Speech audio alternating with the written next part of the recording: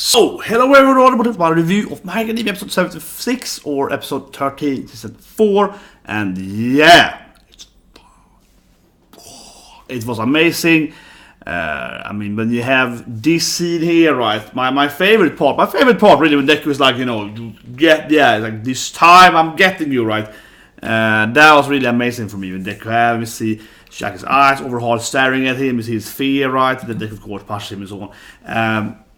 That was really amazing, really good. And of course, I also really love the scene, right, where Eri was jumping there, grabbing Mirio's mantle, and she's like, you know, jumping to be saved in the hug scene and so on. That was really good too, right? And then of course they can go Super Saiyan, and it's like, but I think that has to be said, right? I mean, of course you joke about it in reactions and so on, but really, like, he looks incredibly Super Saiyan, right? Super Saiyan 2, right? Like lighting is coming out of his eyes, and it's like, you know, it has an effect, right? The eye and like the hair is standing up. it's like I really feel it looks like he's going Super Saiyan. Like that is how it looks like, right? It looks like he's going Super Saiyan.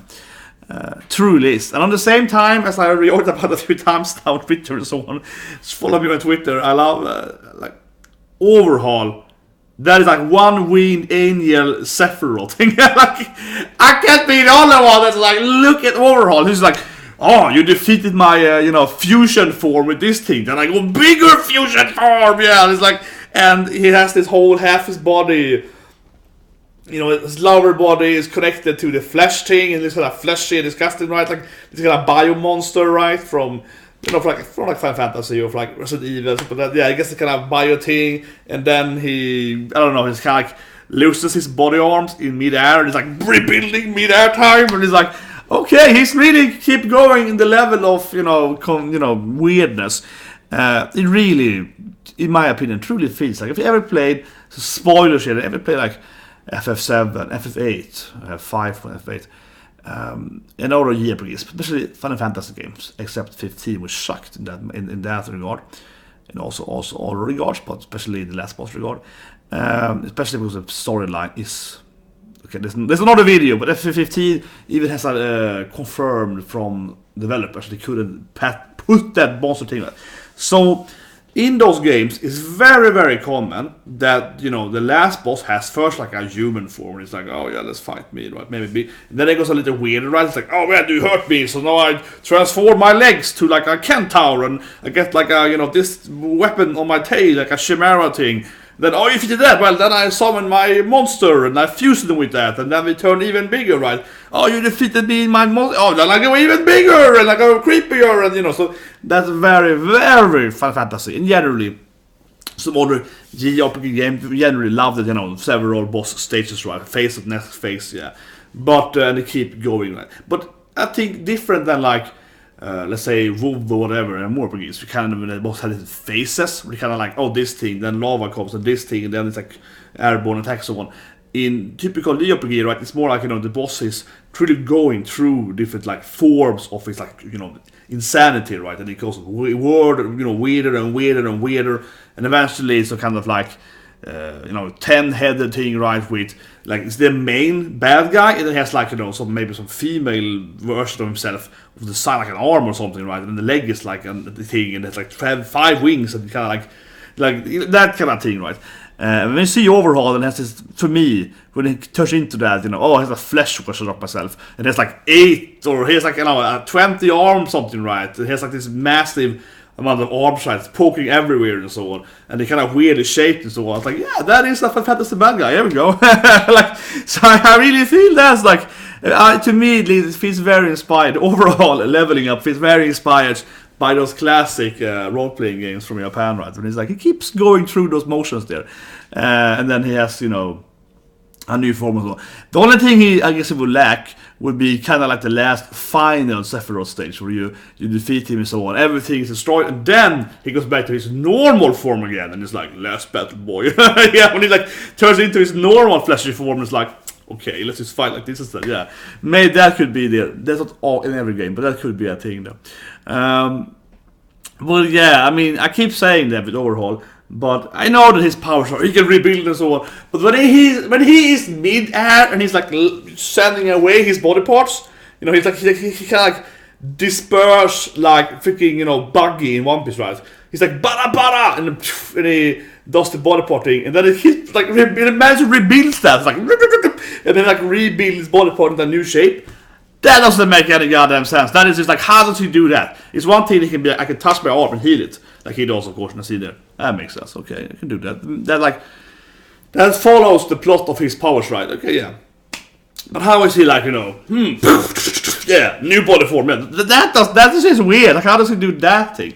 How can he like control his his, you know, bio flesh, magical flesh thing when it's flying around? How can he control that, right? While he's in midair and he's like sending away his body parts and again then rebuilding them how he wants someone?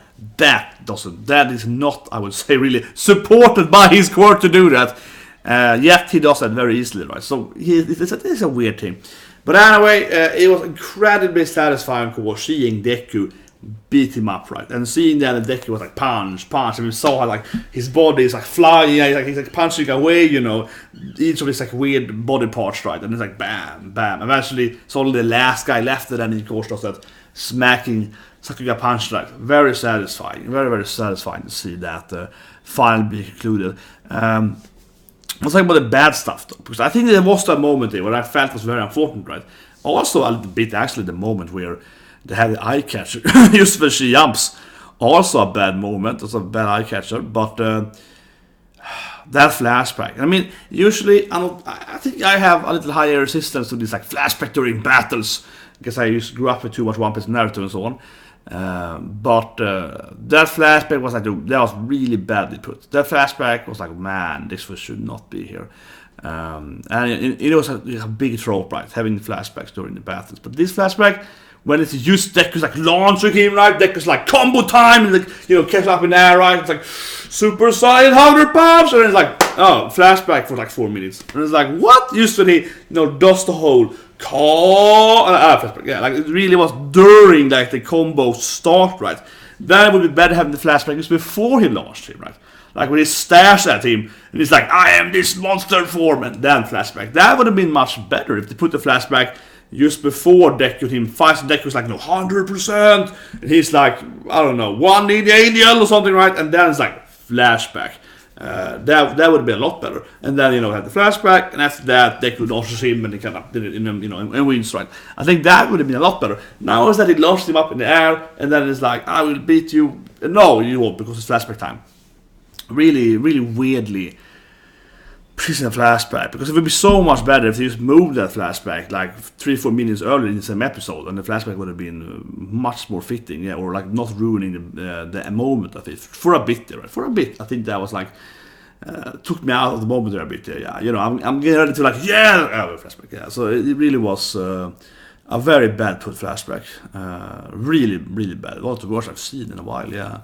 It really didn't fit very well, and they could have been also easily put several episodes earlier. It also could have easily been earlier in the arc. I think it would have mattered that much. Just to give you the backstory on the bad guy a little bit, it wouldn't have mattered to.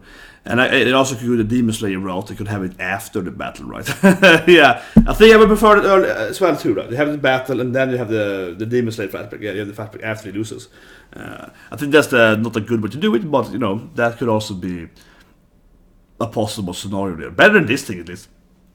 Better than having it just exactly before they really start the combo. I mean, the only thing that could be worse if we had that Deku moment when Deku is, you know, this thing when he's like staring down to him, you know, and I love that scene. This one, that scene had the flashback. That would be even worse. Yeah, they could have made it worse, I suppose, by having it at that moment when he's just about to lose in midair. That would be even dumber. But still, this felt just really weird. Instead of having it just before, you know, he does that thing or something. And I know it's supposed to be because he's like reflecting over losing and so on, right? But still, though, it really takes you out of the combat a little bit there.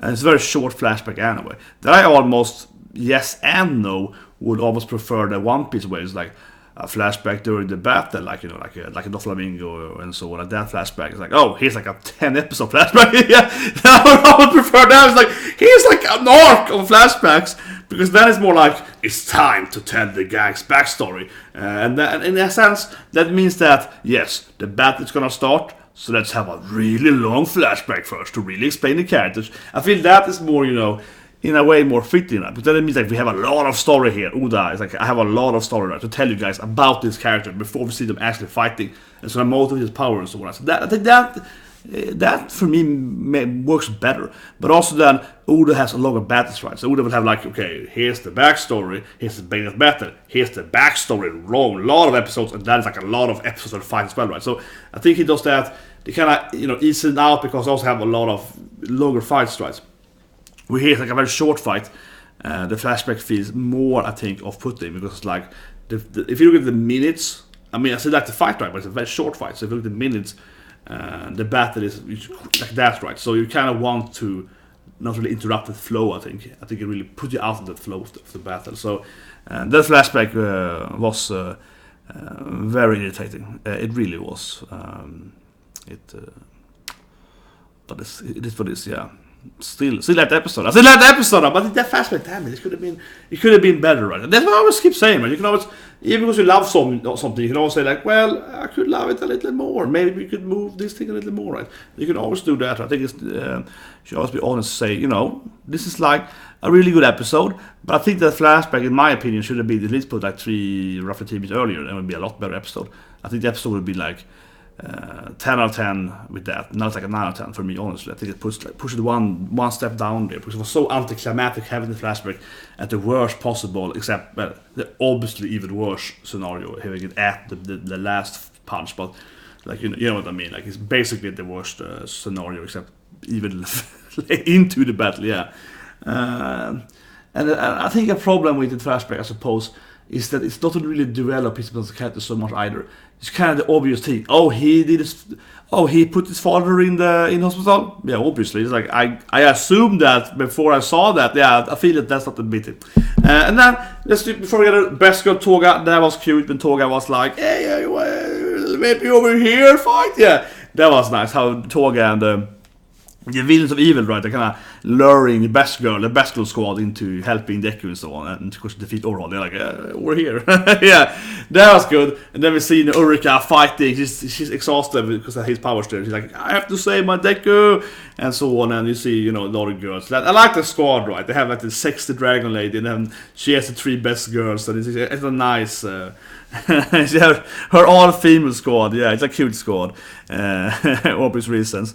Well, they should have more screen time. If anything, they should have more screen time than some other characters, perhaps, in this arc. But yeah, it's a cute moment there, and of course they're trying to save Sensei. And Sensei having that freaking rock in his body all the time. Yeah, that looks horrible. It really does. But yeah, next episode's gonna be the last of the arc, right? Maybe we have a new opening next week, or maybe 2 weeks from now.